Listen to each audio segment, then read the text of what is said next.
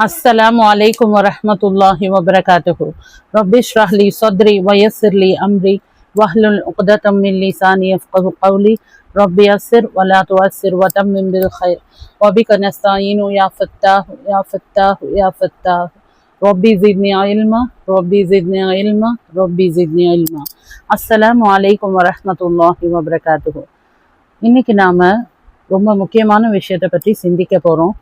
குரான் நம்முடைய வீட்டில் இருக்கு, ஃபோனில் இருக்கு, ஏன் பல நேரத்தில் நம்ம உதட்டில் கூட இருக்கு. ஆனால் ஒரு கொஸ்டின் யோசிக்க வேண்டியது இருக்கு. அதாவது அது நம்முடைய இதயத்தில் இருக்கா? ஒரு இதயம் குரானுக்கு திறந்திருந்தா அது மனிதரோட வாழ்க்கையை மாற்றும், அவருடைய சிந்தனையை மாற்றும், அவருடைய நடத்தையை மாற்றும். ஆனா இதயம் மூடி இருந்தா, குரான் பக்கத்துல இருந்தா கூட அந்த ஒளி அவரோட உள்ளத்துக்குள்ள போகாது. அதனால இன்னைக்கு நாம பார்க்க போறது, நம்முடைய இதயம் குரானுக்காக திறந்திருக்கா இல்ல மூடி இருக்கா, அதை தான் பார்க்க போறோம். கிளாஸ்குள்ள போறதுக்கு முன்னாடி நம்ம ஒரு சின்ன ரீகேப் பார்த்துக்கலாம். குரானிய நோக்கம் என்ன நோக்கமா இருக்கு? நம்மளோடது குரானிய மனிதராக கூடிய நோக்கமா இருக்கு. வெறும் அறிவு தேடுவதற்கு இல்லை, அறிஞராகிறதுக்கும் இல்லை. இன்னொன்னு பாத்தீங்கன்னா நடைமுறைப்படுத்தாத அறிவு. இந்த செயல்படுத்தாத அறிவு எதுக்கு சமம்? ஏடுகளை சுமக்கும் கழுதையை போன்று. நம்ம லாஸ்ட் கிளாஸ்ல கூட பார்த்தோம். ஏடுகளை சுமக்கும் கழுதை, அதுக்கு எந்த டிஃப்ரென்ஸும் தெரிய போறது இல்லை. பொன்னாலான மூட்டையா இருந்தாலும் சரி, வேஸ்ட் பேப்பர் மூட்டையா இருந்தாலும் சரி, அதுக்கு ஒண்ணுதான். இன்னொன்னு அல்லாஹ் என்ன சொல்றாங்க, யார் அல்லாஹ்வுடைய வசனத்தை செயல்படுத்தலையோ அவங்க அல்லாஹ்வுடைய வசனத்தை பொய்ப்படுத்தியவர்கள் அப்படின்னு அல்லாஹ் சொல்றான். ஏன்னா நீங்க குரானை நம்பினா அதை செயல்படுத்தியே ஆகணும். நீங்க செயல்படுத்தலைன்னா அல்லாஹ் மேலேயும் சரி குரான் மேலேயும் சரி நம்பிக்கை இல்லைன்னு தான் அர்த்தம். இப்போ ஒரு நீதிமன்றத்துல இருந்து ஒரு தீர்ப்பு வருதா, இல்ல ஒரு டாக்டர் ஒரு பிரிஸ்கிரிப்ஷன்ல இதுதான் இல்லை இந்த நோய் இருக்கு அப்படின்னு சொன்னா நம்ம என்ன பண்றோம்? உடனே அப்படியான்னு நம்புவோம். அவரை பத்தி கிராஸ் செக் பண்றவங்க கூட ரொம்ப கம்மி தான். உடனே அதை நம்பி அவர் சொல்றதெல்லாம் நம்ம ஃபாலோ பண்ண ஆரம்பிச்சிருவோம். அது மாதிரி குரானை நம்ம எந்த அளவுக்கு ஃபாலோ பண்றோன்றது நம்ம யோசிக்கணும். குரான் கண்டிப்பா நம்மள மாத்தும், உலகத்தையே மாத்தி இருக்கு. ஆனா அதுக்கு நாம முதல்ல மாறணும். நம்முடைய கல்வி அதுக்காக திறந்திருக்கணும். சூரிய ஒளி எப்படி நம்ம வீட்டுக்கு வரணும்னா கதவு ஜன்னல் எல்லாம் திறந்து வச்சிருக்கணுமோ, அந்த மாதிரி குரானுடைய ஒளி நம்ம கல்புக்குள்ள வரணும்னா அதுக்கு நாம நம்ம கல்பை திறந்திருக்கணும். நம்ம கல்பு எப்படி லைக் கண்ணு மூக்கு வாய் அதெல்லாம் நம்மளுக்கு திறந்திருக்கா இல்லையான்னு ஈஸியா தெரிஞ்சிடும். ஆனா கல்பு திறந்திருக்கா இல்லையான்னு எப்படி கண்டுபிடிக்கிறது? எனக்கு தெரியல. நீங்க யோசிக்கலாம், எப்படி? ஆமா இதயம்ன்றது உள்ள இருக்கு, எனக்கு எப்படி தெரியும் அது திறந்திருக்கா இல்லையா அப்படின்னு நீங்க யோசிக்கலாம். அதை பத்தி நம்ம டிஸ்கஸ் பண்ணலாம் இன்ஷா அல்லாஹ். இப்போ நான் லாஸ்ட் கிளாஸ்ல சொல்லியிருந்தேன் உங்களுக்கு, 47வது அத்தியாயம் 24வது வசனம் படிச்சிருப்பீங்கன்னு நம்புறேன். இந்த குரானை ஆராய்ந்து பார்க்க வேண்டாமா, அல்லது அவர்கள் இதயங்கள் பூட்டு போடப்பட்டனவா அப்படின்னு இங்க அல்லாஹ் சொல்றான். குரானை நீங்க வெறும் படிக்கிறோம் அப்படின்னு பாத்தீங்கன்னா அது வெறும் இன்ஃபர்மேஷனா போயிடும். இதுல என்ன சொல்றான் அல்லாஹ், உங்களை ஆராய்ந்து பார்க்க மாட்டீங்களா, உங்க இதயம் என்ன பூட்டு போட்டிருக்கா அப்படின்னு இங்க ரபுல் ஆலமீன் சொல்றத நம்மளால உணர முடியுது. சொன்னா போதாது, குரானை பத்தி கேட்டா போதாது, நம்ம சிந்திச்ச மட்டும் போதாது, நம்ம அதை செயல்படுத்தணும். நம்முடைய இதயம் கடினமா இருக்கா இல்ல இறுக்கமா இருக்கான்னு நம்ம தெரிஞ்சுக்கணும். குரான் ஓதப்பட்டா நம்ம எப்படி கேட்கணும்? செவி தாழ்த்தி கேட்கணும் இன்ஷா அல்லாஹ். மென்மையான இதயம், அதுக்கான அடையாளம் என்ன? புற அடையாளம் என்னன்னு நம்ம குரானை நெருங்கணும்னா அதுக்கு புற அடையாளம் என்ன? குரான் நாம நெருங்கணும்னா கண்கள்ல கண்ணீர் வரணும். அது ஓதும் போது அப்படியே நம்ம கண்ணுல தண்ணீர் வரணும். முழுமையா நாம அதுக்கு சரணடையணும். நம்மள ஒரு உழுக்கணும். அப்படியே நம்ம அப்படியே ஸ்டன் ஆகி போயிடணும். ஒரு செல்போனுக்கு எப்படி சிக்னல் முக்கியமோ, ஏன்னா செல்போன் இப்போ எவ்வளவோ விஷயத்துக்கு பயன்படுது. நம்மளுக்கு எந்த இன்ஃபர்மேஷன் வேணும்னாலும் டக்கு டக்கு டக்குன்னு எடுக்கிறோம். அதே ஒரு சிக்னல் இல்லைன்னா எவ்வளோ இன்ஃபர்மேஷன் அதுக்கு தெரிஞ்சிருந்தாலுமே அந்த போனே வேஸ்டா தான் போயிடும். ஸோ அந்த மாதிரி குரானுக்கு சிக்னல் என்னன்னு பார்த்தீங்கன்னா, உடல் சிலிர்க்கணும், அழுகை வரணும். ஒரு விபத்தை பார்த்தா நம்ம எப்படி ரியாக்ட் பண்ணுவோம், அந்த அளவுக்கு நம்ம குரானை ஓதும் போது நாம ரியாக்ட் பண்ணணும். குரான் யாருடைய கல்பு திறந்திருக்குன்னு சொல்லுது? அல்லாஹ் இங்கே சூரா ஜூமர்ல 23வது வசனத்துல சொல்றான், குரான் முரண்பாடு இல்லாமல் ஒன்றுக்கொன்று ஒப்பான மனதில் பதியுமாறு திரும்ப திரும்ப கூறப்படுவதாகவும் இருக்கின்றன. தங்கள் இறைவனுக்கு எவர்கள் அஞ்சுகிறார்களோ அவர்களின் ரோமங்கள் சிலிர்த்து விடுகின்றன. பின்பு இதயங்கள் அல்லாவின் தியானத்தில் இலகுகின்றன. இதுவே அல்லாவின் நேர்வழியாகும். ஆனால் எவனை அல்லாஹ் வழிகேட்டில் விட்டு வெட்டுகிறானோ அவனை நேர்வழியில் நடத்துவோர் எவரும் இல்லை. நாம இன்னைக்கு குரானை ஒரு வாட்டி அரபிக்ல படிச்சுட்டா போதும், இல்ல ஒரு ஜூஸ் முடிச்சா போதும், இல்ல 30 ஜூஸ் முடிச்சா போதும்னு நினைக்கிறோம்.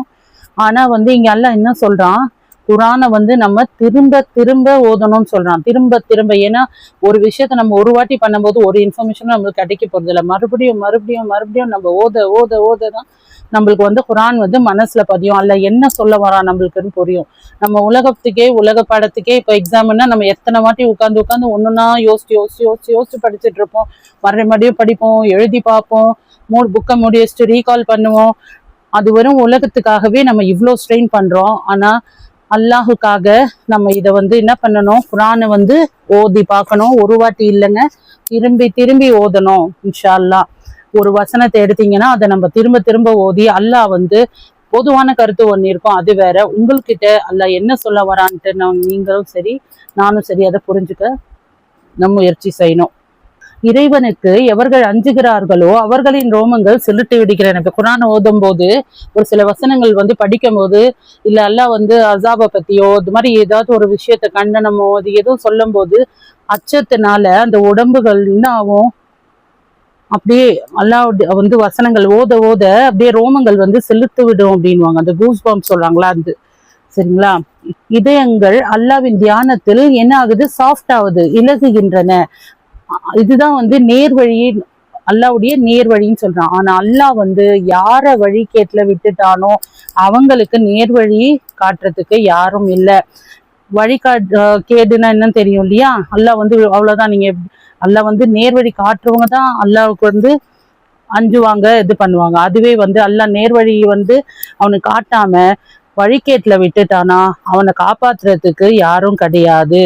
இப்போ நம்ம குரான் ஓதுனா அச்சத்தினால சிலிர்க்கும் அப்படின்னு படிச்சோம் இல்லையா, கூஸ் பம்ப் வரும், இதயம் இலகும். இதெல்லாம் இந்த நிலைமையை நாம அடையணும்னா கால அவகாசம் கொடுக்கணும். ஸோ நம்ம என்ன பார்த்தோம், கால அவகாசம் கொடுக்கணும்னு பார்த்தோம். ஒரு வீடு கட்டினா அதுக்கான டைம் கொடுக்கணும். அவசரமா நான் இல்லை ஒரு குறிப்பிட்ட டைம்ல நான் முடிச்சே ஆகணும், இல்லை ஒரு 3 மாசத்துல முடிக்கணும், 4 மாசத்துல முடிக்கணும்ட்டு அவசரமா நானும் சிமெண்ட் போட்டேன், நானும் இது பண்ணேன், எப்படியோ எனக்கு குயிக்கா முடிஞ்சா போதும் அப்படின்னு பார்த்தீங்கன்னா என்ன ஆகும், சில நாட்கள்லயே அது விரிசல் ஏற்பட்டுரும். ஸோ அந்த மாதிரி குரானை சிந்திக்கணும்னா உடனே உங்கள சேஞ்ச் தெரியாது, அதுக்காக டைம் எடுக்கும். இப்போ சமையல் கூட எடுத்துக்கிட்டீங்கன்னா நான் என்ன சமைக்கிறேனே தெரியாம எதை எப்படி செய்யணும்னு புரியாம அவசரமா இப்ப எனக்கு செய்யணும்ப்பா, எனக்கு இப்போ வெங்காயம்னா அது கரெக்டா வதக்கி தக்காளி அது மாதிரி ப்ரொசீஜரா போனாதான் நான் எல்லாத்தையும் ஒன்னா போட்டு ஏத்திடுவேன். எல்லாம் சமையல் எல்லாமே அவள் தான் 5 நிமிஷம் குக்கர்ல போட்டு முடிச்சிடுவேன் அப்படின்னு பார்த்தா அது வேலைக்கு ஆகாது. ஸோ அது சாப்பிட்ற மாதிரியும் இருக்காது. எப்பவுமே அவசரம் பாத்தீங்கன்னா ஷைத்தான் கிட்ட இருந்து வருது. அவசரம் ஷைத்தான் கிட்ட இருந்து வருது. அதுவே நிதானம் அல்லாஹ் கிட்ட இருந்து தான் வருது. இப்போ மூசா அலி இஸ்லாம் மற்றும் ஹித்ர் அலி இஸ்லாம் பத்தி நம்ம சூரா கஹஃப்ல படிச்சிருப்போம். மூசா அலி இஸ்லாமை விட ஹித்ர் அலி இஸ்லாமுக்கு நாலேஜ் நிறைய அல்லாஹ் கொடுத்திருந்தான். மூசா அலி இஸ்லாமோட பொறுமை இல்லாம, அவரோட பொறுமையின்மை காரணத்தினால, அவர் அவசரப்பட்டதுனால நிறைய விஷயம் அவர்னால கத்துக்க முடியாம போச்சு. அதனால்தான் முன்னாடியே ஹித்ர் அலி இஸ்லாம் சொல்லியிருப்பாங்க, நீங்க மூசா அலி இஸ்லாம் கிட்ட நீங்க என் கூட பொறுமையா இருக்க முடியாதே அப்படின்னு அவங்க சொல்லியிருப்பாங்க. பொறுமையா இருந்திருந்தாங்கன்னா அவங்க நிறைய விஷயத்த கத்துட்டு இருக்கலாம். ஆனா அவங்களுக்கு பொறுமை இல்லை. இது ஏன் பண்றீங்க, இதுவா இப்படி பண்றீங்களே, இப்படி அந்த மாதிரி சொல்லி அவர் ஆரம்பத்திலேயே சொல்லியிருப்பாரு, எது இருந்தாலும் நீங்க அப்புறமா கேளுங்க அப்படின்னு. ஆனா இவரு இடையில பேசி அவசரப்பட்டு நிறைய விஷயத்த அவர் கத்துக்க முடியாமையே போயிடுச்சு. இப்போ அடுத்ததா பாத்தீங்கன்னா அவசர விஷயத்துக்கு பாத்தீங்கன்னா, இப்போ நபி ஸல்லல்லாஹு அலைஹி வஸல்லம் ஒருத்தர் தொழுதுட்டு இருப்பாரு. அவரை பார்த்து சொல்லுவாங்க, நீங்க தொழவே இல்லை, நீங்க போய் தொழுதுட்டு வாங்க மறுபடியும்னுவாங்க. இந்த மாதிரி 3 வாட்டி அவர் மறுபடியும் போவாரு. இல்ல நீங்க தொழல, மறுபடியும் போய் தொழுங்க. மறுபடியும் வருவார், இல்ல நீங்க மறுபடியும் தொழுங்க, நீங்க சரியா தொழவே இல்லை அப்படின்னு சொல்லுவாங்க. அதுக்கப்புறம் அவர் வந்து கேட்பாரு, யார சொல்லலாம், எனக்கு தெரியல, எனக்கு இதோட அழகா எனக்கு தொழ தெரியாது அப்படின்னு வந்து அவர் சொல்லுவார். இதுல இருந்து நாம என்ன தெரிஞ்சுக்கணும்னா, தொழும்போது பொறுமையா அதுக்கு உண்டான நேரம் ஒதுக்கி அவசரப்படாம நம்ம தொழணும். அவசர அவசரமா டம்முன்னு தலையில ஏதோ பறவையும் இது கொத்திக்கிற மாதிரி நம்ம டக்கு டக்குன்னு அடிச்சுட்டு போனோம்னா அது பேரு தொழுகை இல்லை. அவசரப்படக்கூடாதுன்றது இது நீங்க கண்டிப்பா தெரிஞ்சுக்கணும். இதுல இருந்து குரானை வந்து நம்ம ஒரு வாட்டி அப்படியே படிச்சு விட்டுட்டோம் அப்படின்னா அது வந்து வெறும் இன்ஃபர்மேஷனா போயிடும். அது கூட கொஞ்ச நாள்லயும் சீக்கிரமா மறந்துடும். நம்ம திரும்ப திரும்ப ஓதணும். அல்லாஹ் சொல்றான், இது வந்து வேதம், இதில் எந்த மாற்றமும் இல்லை, சரிங்களா, இதுல எந்த சந்தேகமும் இல்லை. இன்னொன்று வந்து யாரு படிச்சாலுமே குரானுக்கு வந்து ஒரே ரிசல்ட் தான் கொடுக்கும். நம்ம படிக்கிற முறைப்படி படிக்கணும், அதை நம்ம செயல்படுத்தணும். முத்தகைனுக்கு வந்து நேர்வழி காட்டும் இல்லையா? முத்தகைன்ன்றது இரையச்சம் உடையவருக்கு இது நேர்வழி காட்டும். இப்போ ஒரு காய்ச்சல் வந்ததுன்னா இந்த மாத்திரை போடணும்னு தெரிஞ்சா மட்டும் போதாது. எனக்கு தெரியும், இப்போ ஃபீவர்னா நான் டோலோ 650 போடணும் எனக்கு தெரியும், அப்படி தெரிஞ்சா ஆட்டோமேட்டிக்கா ஃபீவர் போயிடுமா? போகாது. நீங்க மருந்து அது போட்டாதான் உங்களுக்கு அது வேலை செய்யும். இப்போ ஃபீவரும் குணமாகும். சில நேரத்துல வந்து பாத்தீங்கன்னா சில பேருக்கு தான் குணம் ஆகாது. அப்போ யோசிப்பாங்க, எல்லாருக்கும் வேலை செய்யற மருந்து ஏன் எனக்கு வேலை செய்யல அப்படின்னா, உங்களுக்கு ஒரு வேலை இது நோய் எதிர்ப்பு சக்தி வந்து கம்மியா இருக்கலாம். இது எதுக்கு சொல்றேன்னா, இப்போ குரான் பாத்தீங்கன்னா எல்லாரையும் மாத்திருக்கு, குரான் என்னையே மாத்தல, எனக்கு ஏன் அது சேஞ்ச் கொடுக்கல அப்படின்னு பாத்தீங்கன்னா, நாம வந்து அது மிஸ்டேக் நம்ம மேல இருக்கும். நம்ம வந்து மாறணும், குரானை சிந்திக்கணும், அதை செயல்படுத்தணும். அப்போ ஆட்டோமேட்டிக்கா வந்து நம்ம கிட்ட இருக்கிற என்ன மிஸ்டேக் பார்த்து அது சரி பண்ணிப்போம். ஏன்னா இப்போ சஹாபா மாறி இருக்கு, ஏன் நமக்கு மாறல? நம்மளுக்கு வாழ்வுக்கு வந்து குரான் நம்மள மாத்தலைன்னா அதுக்கு காரணம் வந்து வேற யாரையும் சொல்ல முடியாது, அது காரணம் நாம தான். நீங்க குரானை சிந்திக்க எவ்வளவு நேரம் ஒதுக்குனீங்க? சரி, நேரம் ஒதுக்குனீங்க, ஓதுறதுக்கு ஒதுக்குனீங்களா, இல்ல சும்மா படிக்கிறதுக்கு ஒதுக்குனீங்களா, இல்ல சிந்திக்கிறதுக்காகவா? வெறும் ஓதினேனே, நான் தான் தினமும் 1 பேஜ் படிக்கிறேன், 2 பேஜ் படிக்கிறேன், 3 பேஜ் படிக்கிறேன் அப்படின்னு நீங்க நினைச்சீங்கன்னா, இப்போ நிறைய பேர் என்ன நினைக்கிறாங்கன்னா, ஓதுறது மட்டும் போதும் அப்படின்னு நினைக்கிறாங்க. இது வந்து ஷைத்தான் நம்மள வழிக்கெடுப்பதற்கான ஒரு வழி, ஷைத்தானோட கருவின்னு சொல்லலாம். ஓதுனா போதும், நம்மளுக்கு நன்மை தானே, நீ தான் ஓதிட்டோம்ல, போதும் நாளைக்கு பார்த்துக்கலாம் அப்படின்ற மாதிரி ஷைத்தான் நம்மள வழிக்கெடுப்பான். குரானை வந்து ரசூல் ஸல்லல்லாஹு அலைஹி வஸல்லம் படிக்க சொன்னாங்க. எதுக்கு படிக்க சொன்னாங்க? ஓதுறதுக்காக சொன்னாங்களா, சிந்திக்கிறதுக்காக சொன்னாங்களா, இல்ல செயல்படுத்தவா? குரானை வந்து மீண்டும் மீண்டும் ஓதி அதை வந்து நாம சிந்திச்சு செயல்படணும். குறைஞ்சது ஒரு நாளைக்கு ஒரு வசனமாவது நாம சிந்திக்கணும். அதிகபட்சம் வந்து கம்மியில கம்மி, அதிகபட்சம் நீங்க எவ்வளவு வேணா ஓதலாம். குறைஞ்சது ஒரு வசனமாவது ஓதி அதுல இருந்து உங்களுக்கு என்ன புரியுது, அல்லாஹ் என்ன சொல்ல வரான், உங்களுக்கு டைரக்டா ஒரு மெசேஜ் எல்லாம் சொல்லுவான், அது என்ன மெசேஜ், உங்களுக்கு என்ன புரியுது, இது வந்து நீங்க தினமும் ஸ்டார்டிங்ல வந்து இது ரொம்ப உங்களுக்கு வராது, கொஞ்சம் கொஞ்சமா நீங்க பிராக்டிஸ் பண்ண திரும்ப திரும்ப திரும்ப நீங்க பண்ணும்போது கண்டிப்பா குரானோட நம்ம மனசு வந்து நம்ம குரானிய கருத்துக்களை வந்து ஏற்றுக்கும். அப்படி நீங்க ஓதிட்டு இருக்கும்போது உங்களுடைய அன்றாட வாழ்க்கையில கனெக்ட் பண்ணணும். அதை சிந்திச்சா நம்முடைய உடல்ல இன்ஷா அல்லாஹ் சிலிர்க்கும். நம்ம ரியல் லைஃப்ல வந்து அது கனெக்ட் பண்ணும்போது கண்டிப்பா வந்து அது நம்ம உடல் வந்து சிலிர்க்கும். ஸோ நம்பர் 1 என்ன பார்த்தோம், அதுக்கு டைம் கொடுக்கணும். நம்பர் 2 வந்து படிப்படியா மறுபடியும் ஓதணும். அப்படி ஓதும் போது என்ன ஆகும், உடல் சிலிர்க்கும். 3வதா என்ன பார்த்தோம், தோள்கள் உள்ளமும் லேசாகிவிடும். இப்போ சூரா பனி இஸ்ராயல்ல 107, 109 இந்த வசனங்கள்ல வந்து அல்லாஹ் என்ன சொல்றான்னு பார்ப்போம். நீங்கள் இதனை நம்புங்கள் அல்லது நம்பாமல் இருங்கள், நிச்சயமாக இதற்கு முன் அறிவு கொடுக்கப்பட்டவர்கள் இது அவர்களுக்கு ஓதி காண்பிக்கப்பட்ட போது முகங்கொப்புற விழுந்து சஜ்தா செய்தார்கள்.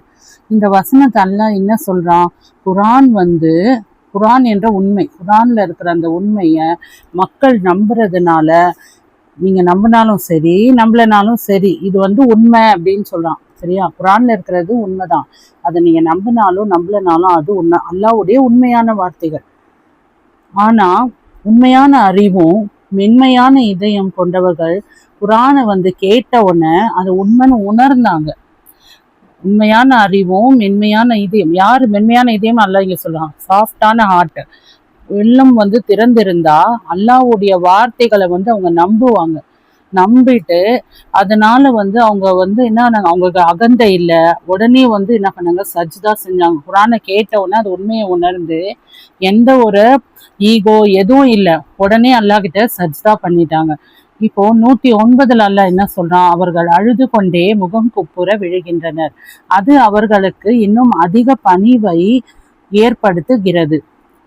இந்த வசனத்துல குரான் ஒரு உண்மையான இதயத்துல வந்து எப்படி பாதிப்பை உண்டு பண்ணோன்றத அல்லாஹ் சொல்றான். குரானு அவங்க கேட்டாங்க, கண்கள்ல வந்து கண்ணீர் வந்ததுன்றாங்க, உடனே வந்து பணிஞ்சிட்டாங்க. இது வந்து பணிவு வந்து இதை நம்ம தெரிஞ்சுக்கணும். அவங்க எப்படி வந்து குரானை நம்பினாங்க, உடனே வந்து அவங்களை எப்படி அவங்க உள்ளத்தை அது வந்து அஃபெக்ட் பண்ணிச்சு, உடனே அவங்க சஜ்தா பண்ணிட்டாங்க. மென்மையான இதயமா இருக்கிறவங்களுக்கு இது ரொம்ப இலகுவானது. இப்போ அடுத்ததா பாத்தீங்கன்னா சூரா மாயிதால 83வது வசனம். அவர்கள் தூதருக்கு அருளப்பட்டதை கேட்கும்போது உண்மையை அவர்கள் அறிந்ததன் காரணமாக அவர்களின் கண்களில் கண்ணீர் பெருகுவதை நீர் காண்பீர். அவர்கள் கூறுவார்கள், எங்கள் இறைவா, நாங்கள் நம்பிக்கை கொண்டோம், ஆகவே எங்களை சாட்சி கூறுபவர்களுடன் சேர்த்து எழுது அப்படின்னு சொல்லுவாங்க. இந்த வசனத்துல பாத்தீங்கன்னா ஒரு உண்மையான இதயம் குரானை வந்து எப்படி ஏற்றுக்கொள்ளுது அப்படின்ட்டு இங்க அழகா காட்டுது. சிலர் வந்து குரானை கேட்கும்போது வெறும் வார்த்தைகளை மட்டுமே நம்புறாங்க. ஆனா சில இதயம், அதாவது ஓப்பனா இருக்கு இல்லையா இதயம் குரானுக்காக, அவங்க தான் உண்மையை உணர்றாங்க. உண்மையை உணரும் போது அந்த காரணத்தினாலேயே அவர்களோட கண்கள்ல இருந்து கண்ணீர் வடியுது அப்படின்னு அல்லாஹ் இங்க சொல்றான். குரானை கேட்டவுடன் அது வந்து என்ன ஆகுது, மனிதங்க வார்த்தை இல்லை, இது வந்து அல்லாஹ்வுடைய வார்த்தை அப்படின்னு அவங்க உணரும் போது ஆட்டோமேட்டிக்கா அவங்க கண்ணுல இருந்து கண்ணீர் வடியுது, இதயம் வந்து மென்மையாகுது. உடனே அவங்க அதை வந்து கண்ணீர் வடிக்கிறத நம்ம பார்க்க முடியுது. இப்போ உள்ளம் திறந்திருக்கிறதுக்கான இன்னொரு வேர்ஸை நம்ம பார்க்கலாம், வசனத்தை. அது வந்து சூரா மரியம்ல 58வது வசனம். அதுல வந்து என்ன சொல்றான்லன்னா, அவர்கள் அல்லாஹ் அருள் செய்த நபிமார்களில் சிலர் ஆதமின் சந்ததியிலிருந்தும் நாங்கள் நூகுடன் கப்பலில் ஏறி சென்றவர்களின் சந்ததியிலிருந்தும் இப்ராஹிம் மற்றும் இஸ்ராயலின் சந்ததிகளிலிருந்தும் நேர்வழி காட்டி தேர்ந்தெடுத்தவர்களிலிருந்தும் ஆவர். அவர்களுக்கு அர்-ரஹ்மானின் வசனங்கள் ஓதி காண்பிக்கப்பட்ட போது அவர்கள் அழுது கொண்டே சஜ்தா செய்தார்கள் அப்படின்னு இதுல சொல்றாங்க. இந்த வசனத்திலேயே நம்ம பார்க்க முடியுது, அவங்க நம்பிக்கை கொண்டவங்க, நேர்வழி இருந்தவங்க வந்து என்ன பண்ணாங்க, அழுதுகிட்டே சஜ்தா செஞ்சாங்கன்றதை நம்ம பார்க்க முடியுது. அடுத்ததா இப்போ சூரத் சஜ்தால வந்து 15வது வசனம். நிச்சயமாக எவர்கள் வசனங்களை உண்மையாக நம்புபவர்கள் யார் என்றால், யார் வந்து வசனங்களை நம்புவாங்கன்னா அல்லாஹ் சொல்றான், அவர்கள் அவற்றால் நினைவூட்டப்படும் போது சஜ்தாவில் விழுகின்றனர், தங்கள் இறைவனை புகழ்ந்து துதிக்கின்றனர், அவர்கள் அகந்தை கொள்ள மாட்டார்கள் அப்படின்னு சொல்றான் அல்லாஹ் இங்க. இந்த வசனம் வந்து ஒரு உண்மையான மூமின் வந்து எப்படி இருக்கணும், அவனோட இதயத்தை வந்து வர்ணிக்குது. மூமின் எப்படி இருக்கணும், அவனோட இதயம் எப்படி இருக்கணும். நல்லா சொல்றான், உண்மையான ஈமான் கொண்டவங்க எப்படி இருப்பாங்க, அல்லாஹ்வுடைய வசனத்தை கேட்கும்போது சாதாரணமா இருக்க மாட்டாங்க, அல்லாஹ் முன்னாடி பணிஞ்சிடுவாங்க, சஜ்தா செய்வாங்க, அல்லாஹ்வை வந்து புகழ்வாங்க, அவங்க அகந்தை இருக்கவே இருக்காது அவங்க கிட்ட அப்படின்னு. ஒருத்தருங்க வந்து குரானை கேட்கும்போது அகந்தையோட இருந்தா குரான் வந்து அவங்க இன்னும் அந்த குரானை வந்து அந்த ஆழத்தை வந்து அவங்க உணரலன்னு அர்த்தம். குரான் வந்து ஏன்னா அப்படி அகந்தையோட இருந்தாங்கன்னா குரான் வந்து அவங்களுக்கு அவங்களோட இதயம் வந்து மென்மையா இருக்காது. இப்போ அல்லாஹ்வுடைய வசனங்களை ஓதும் போது நிறைய பேர் இந்த மாதிரி சஜ்தா பண்ணதான் நம்ம கேட்குறோம், இப்போ படிச்சுட்டு இருக்கோம். நம்மள நிறைய பேர் இருக்கோம். எத்தனை பேர் வந்து அல்லாஹ்வுடைய வசனங்களை கேட்ட உடனே நம்ம சஜ்தா பண்ணியிருக்கோமா, இல்லை நம்ம இதயம் மென்மையா இருக்கா? இதயம் மென்மையா இருந்தால் தான் உடனே அல்லாஹ் இது நம்ம சொல்றான்னு நம்ம கண்களில் தண்ணீர் வர்றது, சஜ்தா செய்யறது அதெல்லாம். ஸோ அல்லாஹ்வின் வசனங்கள் வந்து திறந்த இதயத்தில் விழும்போது அது கண்ணீராகவும் சஜ்தாவும் நம்ம வெளிப்படும். நபிமார்கள் வந்து அவங்க இதயத்தை வந்து உருக்குச்சு, அவங்க இதயம் வந்து மென்மையா இருந்தது. இன்ஷா அல்லாஹ் நம்மளுக்கும் அதே மாதிரி அல்லாஹ் நம்மளோட இதயத்தை மென்மைப்படுத்தி குர்ஆனுக்காக விரிவாக்கணும்னு சொல்லி அல்லாஹ் கிட்ட துஆ செஞ்சுக்கிறேன். சரி, இதுலலாம் அழுவணுன்றாங்களே அப்படின்னா பார்த்தா, அதாவது 30 நாளுமே நான் படிக்கும் போதெல்லாம், குர்ஆன் படிக்கும் போதெல்லாம் என் கண்ணில் தண்ணி வந்தே ஆகணும், அப்படி கிடையாது. நீங்க வந்து ஒரு வாரத்துக்கு ஒரு வாட்டியோ ஏதோ ஒரு ஓதிக்கிட்டே இருக்கும் போது ஏதோ ஒரு வசனம் உங்க மனசை பாதிக்கும், அப்போ உங்க கண்ணில் தண்ணீர் வரும். அல்லாவோட வசனம் வந்து நீங்க ஓதும் போது உங்களுக்கு அச்சத்தை உண்டு பண்ணும், பணிவை உண்டு பண்ணும், உங்களுக்கு சஜ்தா பண்ணணும்னு தோணும். சரியா? இது வந்து உடனே வந்துடாது. ஒரு வாரமோ இல்லை ஒரு மாசமோ நீங்க மறுபடியும் நீங்க ப்ராக்டிஸ் பண்ணும்போது தான் அந்த அழுகைன்றதும் சரி, உடல் செலுத்துறதும் சரி இன்ஷா அல்லாஹ் வந்துடும். சில பேருக்கு விரைவாக வரலாம், சில பேருக்கு இன்னும் கொஞ்சம் நேரம் எடுக்கலாம். ஆனால் முயற்சி கண்டிப்பா வந்து உங்களுக்கு பலனை தரும். இப்போ நம்ம கடினமான உள்ளம் எப்படி இருக்கும்ட்டு பார்க்கலாம். 39வது அத்தியாயம் 21வது வசனத்துல அல்லாஹ் சொல்றான், நீர் பார்க்கவில்லையா, வானத்திலிருந்து அல்லாஹ் நீரை இறக்கி அதனை பூமியில் ஊற்றுகளில் ஓட செய்கிறான், அதன் பின் அதை கொண்டு வெவ்வேறு நிறங்களை உடைய பயிர்களை வெளிப்படுத்துகிறான், அப்பால் அது உலர்ந்து மஞ்சள் நிறமடைந்து நீர் பார்க்கிறீர், பின்னர் அதை கூலமாக செய்து விடுகிறான், நிச்சயமாக இதில் அறிவுடையோருக்கு படிப்பினை இருக்கிறது. அதாவது பூமி தண்ணீர் வந்து உள்ள போகும்போது, பூமியில இருக்கிற அந்த தண்ணீர் வந்து உள்ள போகும்போது பயிர் வந்து என்னவாகும், பசுமையா வளரும் இல்லையா? அந்த மாதிரி ஒரு பண்பட்ட உள்ளத்துல வந்து அல்லாஹ்வுடைய வசனம் இறங்குனா அங்க ஈமான் வளரும். அதாவது வானத்துல இருந்து மழையை வந்து அல்லாஹ் இறக்குறான், அதுக்கப்புறமா அது பூமியில ஓடுது, அதுல இருந்து பயிர்கள் வந்து அல்லாஹ் விளைவிக்கிறான். அதன் பிறகு என்ன ஆகுது, செடியெல்லாம் என்ன ஆகுது, காஞ்சி மஞ்சள் நிறம் ஆயிடுது, அப்புறமா அது ஒரு கூலமா ஆயிடுது. இதுல படிப்பினை இருக்குன்றான். மனுஷனுக்கு என்ன படிப்பினை இருக்கு? இந்த உலக வாழ்க்கையும் அது மாதிரி தான் சொல்றான். இந்த உலக வாழ்க்கையும் எப்படின்னா பசுமையாகவும் புத்துணர்ச்சியாகவும் மனுஷனுக்கு இருக்கும். அப்புறம் கொஞ்சம் கொஞ்சமா வந்து என்ன ஆகும், முதுமை அடைஞ்ச உடனே மனுஷனுக்கு என்ன ஆகும், பொலிவு போயிடும், அவன் ரொம்ப வீக் ஆயிடுவான். அதுக்கப்புறமா ஒரு கட்டத்துல அவனுக்கு என்ன ஆகும், மரணம் வந்துடும்.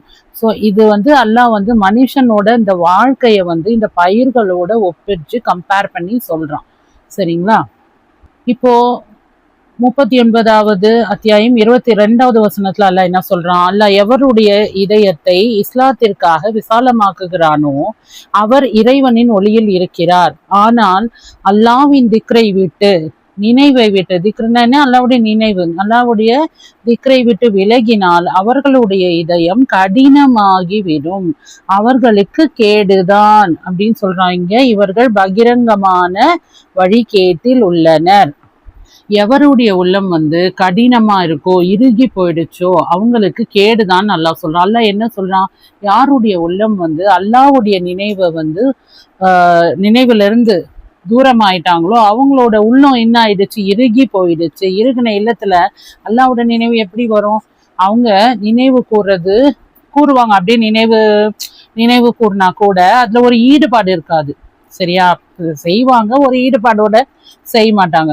அப்போ அந்த மாதிரி ஆளுங்களுக்கு கேடுதான்னு அல்லாஹ் சொல்றான். இப்போ இவங்களுக்கெல்லாம் ஈடுபாடு பார்த்தீங்கன்னா மற்ற எல்லா விஷயத்துலயும் இருக்கும், அல்லான்னு வரும்போது அந்த ஈடுபாடு அவங்களுக்கு இருக்கிறது இல்லை.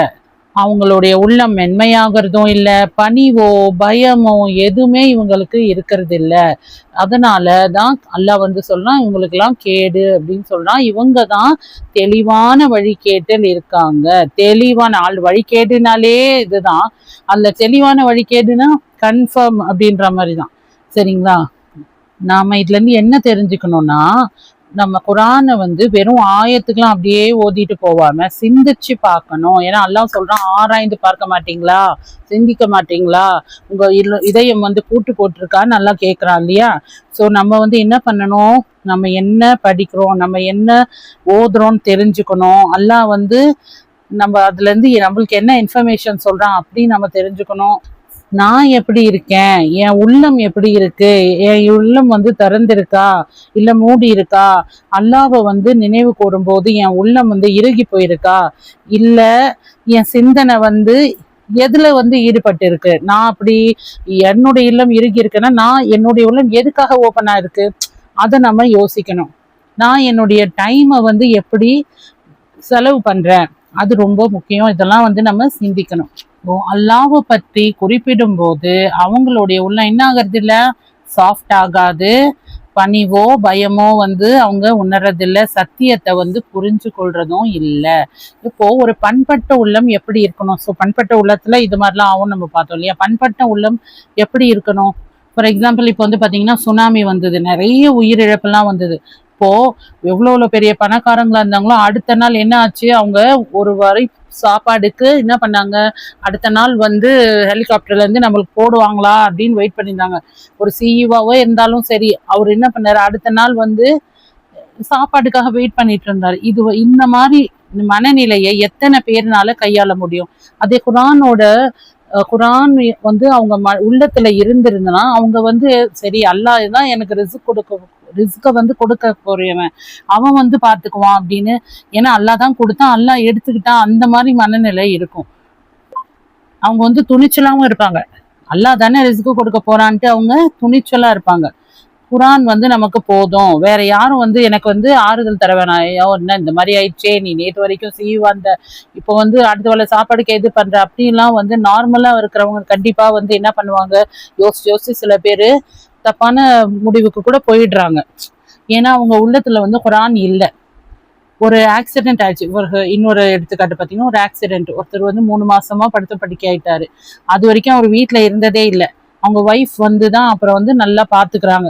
அது வரைக்குமே புருஷன் பொண்டாட்டி அப்படி சண்டை போட்டுக்கிட்டே இருப்பாங்க, சரிங்களா? ஆனா வீட்டுல ஒரு 3 மாசம் இருக்கும்போது அவர் வீட்டுல என்ன நடக்குதுன்னு கூட அந்த ஹஸ்பண்டுக்கு தெரியாம இருந்தது. அதுக்கப்புறம் தான் மனைவி இவ்வளவு கஷ்டப்படுறாங்க, நம்மளுக்காக இவ்வளவு எல்லாம் பண்றாங்கன்னு அவங்க மேல அன்பு வருது. ஸோ எல்லாத்துலயுமே பாத்தீங்கன்னா கெட்டதுலயும் வந்து நன்மை வந்து அல்லாஹ் கொடுத்துருக்கான். அப்புறமா அவங்க அண்டர்ஸ்டாண்ட் ஆகி ரொம்ப சந்தோஷமா இருந்தாங்க. இதுல இருந்து நான் என்ன சொல்ல வரேன்னா, குரான் வந்து நம்ம உள்ளத்துல போட்டா சோதனையில கூட அல்லாஹ் சோதிக்கிறான் இல்லையா, அப்ப கூட நம்ம நன்றி செலுத்துவோம். இதனால வந்து சிலிர்ப்பு அழக வரலன்னா உள்ளம் திறக்கப்படவில்லை அப்படின்னு நீங்க புரிஞ்சுக்கணும். சரி நான் தான் அரபிக்ல ஓதுறேனே, கட கட கட கட கட கடன்னு ஓதிக்கிட்டே போனீங்கன்னா எந்த ஒரு பிரயோஜனமும் கிடையாது. அரபில ஓதக்கூடாதுன்னு சொல்லலை, அரபில நீங்க ஓதலாம். ஆனா மீனிங் படிச்சு அதுல இருந்து அல்லாஹ் என்ன சொல்ல வரான்னு நம்ம புரிஞ்சு அதை நம்ம வாழ்க்கையில எடுத்துட்டு வந்தாதான் நம்ம வந்து ஒரு குரானிய மனிதரா மாற முடியும். இப்போ கடினமான உள்ள இருக்கிற வசனத்துக்கு இன்னொன்று ஒரு எக்ஸாம்பிளா இப்போ பார்க்கலாம். இஸ்ரவேலர்கள், அதாவது இது வந்து இஸ்ரவேலர்களை பத்தின வசனங்கள்.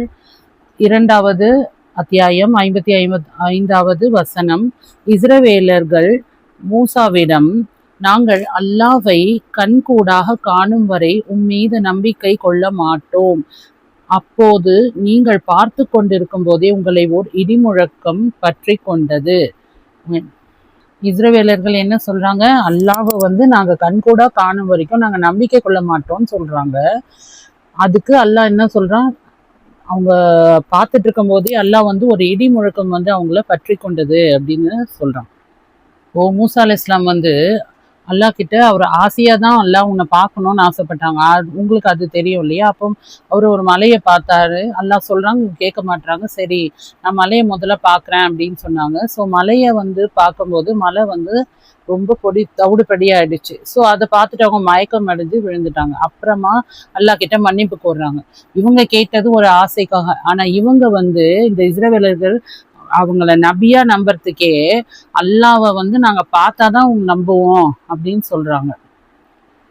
அப்போ வந்து அல்லாஹ் என்ன சொல்றான், நீங்க இவ்வளவு வரம்பு மீறிட்டீங்களேன்னு சொல்லிட்டு அல்லாஹ் என்ன பண்றான், ஒரு இடி முழக்கத்தை வந்து கொடுத்து அவங்கள வந்து எல்லாரையுமே வந்து மரணிக்க செஞ்சிடறான். அதுக்கப்புறமா மூசா அலைஹிஸ்ஸலாம் வந்து துவா செஞ்சு அதுக்கப்புறமா அல்லாஹ் வந்து சரின்னு மன்னிச்சு இவங்களெல்லாம் வந்து அல்லாஹ் வந்து மறுபடியும் சரி இப்போ வந்து நன்றி செலுத்துவாங்க அப்படின்னு சொல்லிட்டு உயிர் பெற்று வந்து அல்லாஹ் எழுப்புறான். இதுக்கு முன்னாடி பாத்தீங்கன்னா அவங்க முன்னாடி ஒருத்தர் வந்து இறந்திருப்பாரு. அந்த வசமும் உங்களுக்கு தெரியும், இறந்திருப்பாரு. அந்த சதை துண்டை எடுத்து அடிச்சோடனே அவங்க இது பண்ணுவாங்க. ஸோ யாரோ ஒருத்தர் இறந்ததை அவங்க பார்த்துருக்காங்க. இப்போ அவங்களே இறந்து உயிர் சக்கராத்தோட வேதனையெல்லாம் அனுபவிச்சு இறந்து அல்லாஹ் வந்து அவங்கள உயிர் பெற்று எவ்வளவு பெரிய அத்தாட்சியை காட்டினான். மாறினாங்களா? இல்லை. அவங்க உள்ளம் வந்து கடினமா இருந்த காரணத்தினால அல்லாஹ் எவ்வளவு பெரிய அத்தாட்சியை காண்பிச்சாலும் எந்த மாற்றத்தையும் தரல.